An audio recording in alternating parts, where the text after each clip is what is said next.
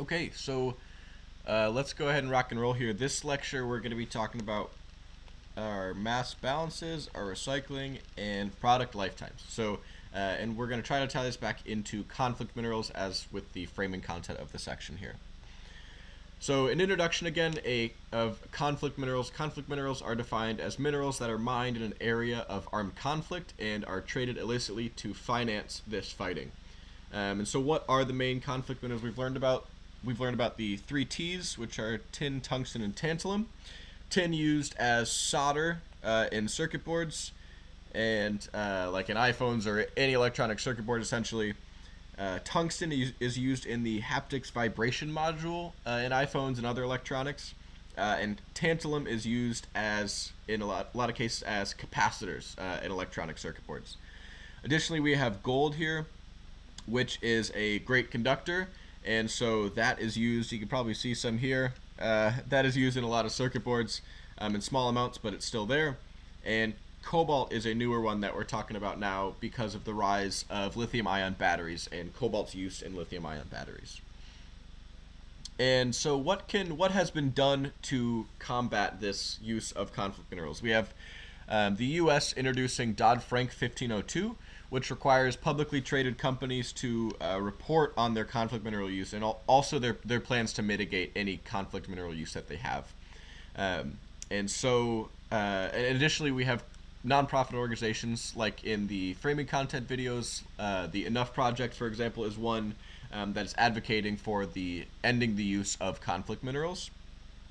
And one thing that was talked about in the framing content videos as well is that it's not always easy for companies to determine how ethic the mines that they're sourcing from are. So just because publicly traded companies are reporting on it and saying that it's good doesn't necessarily mean that it is.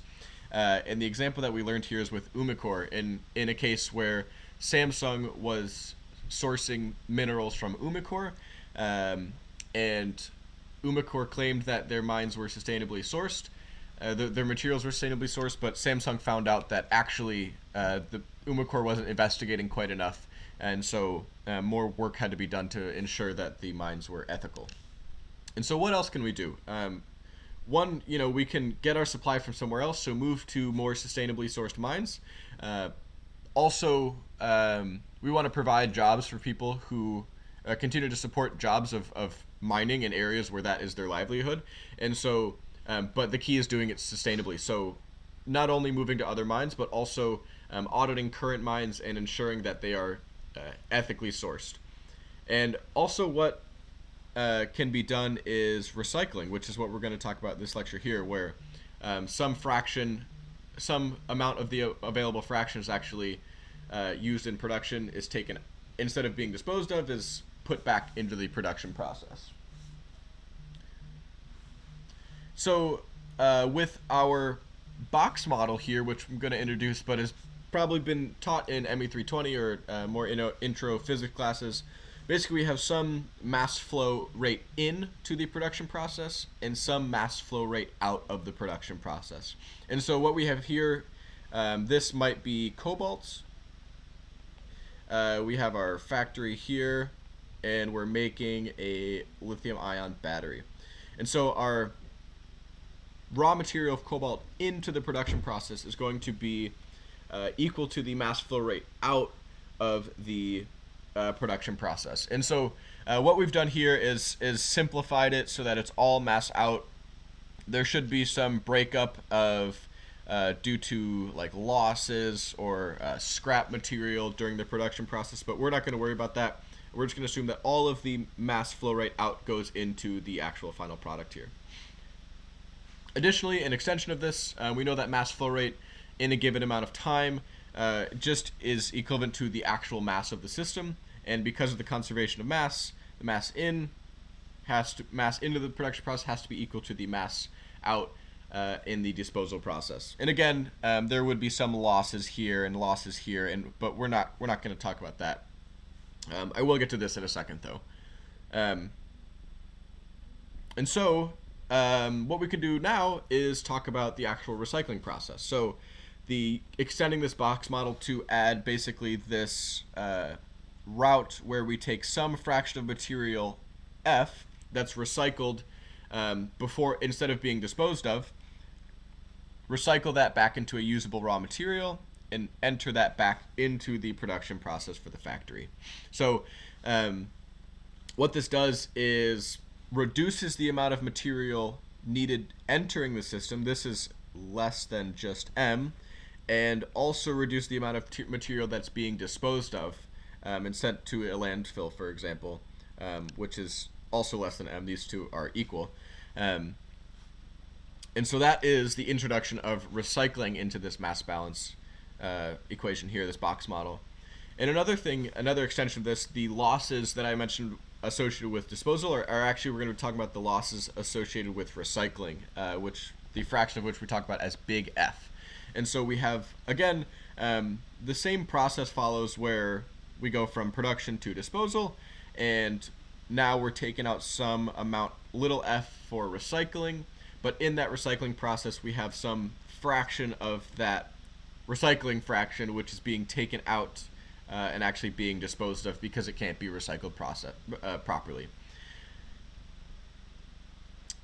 And what we can do now is talk about recycling in the light of an exponential model of growth of a product, for example. So let's say we're selling iPhones and we have some production rate at a certain year, and that continues to grow exponentially as iPhones sell more, and that follows this equation here. So our production is equal to our initial production times the e to the rate times delta t here.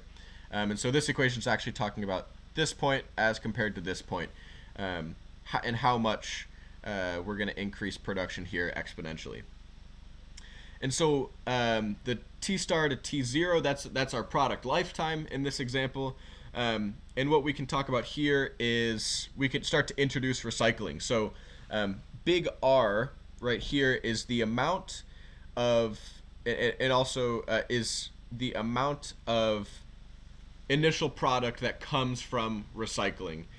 So our recycling fraction multiplied by the initial product amount is our amount of recycling.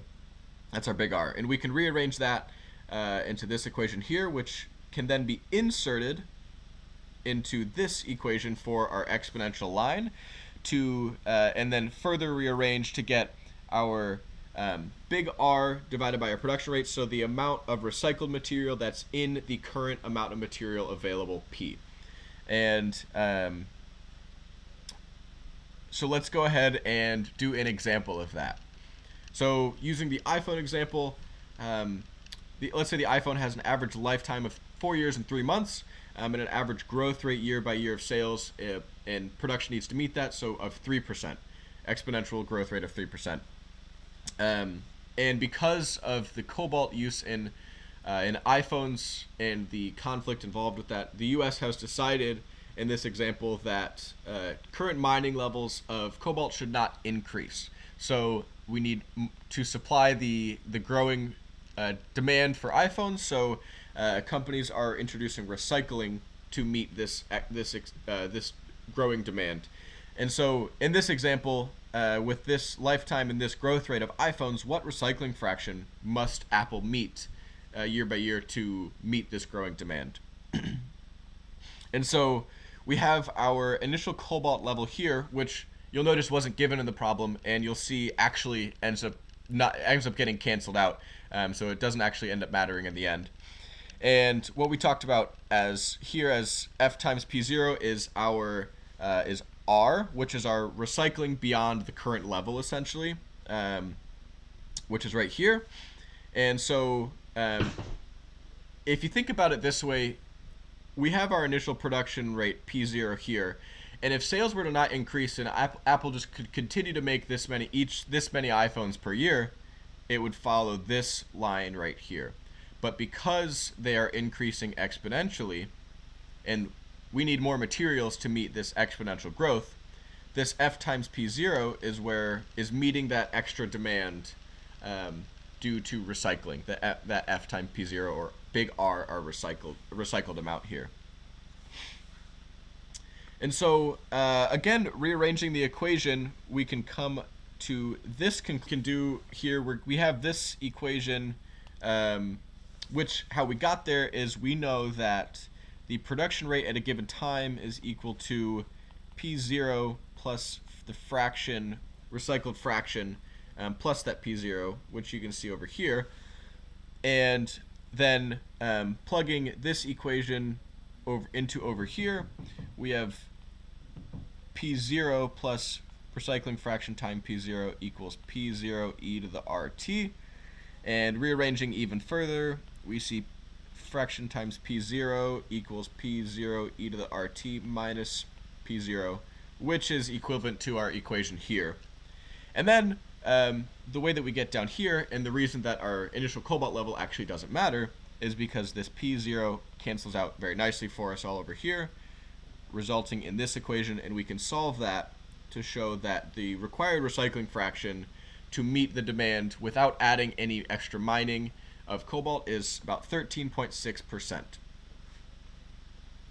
So that concludes our mass balance, recycling, and product lifetimes lecture. Thank you.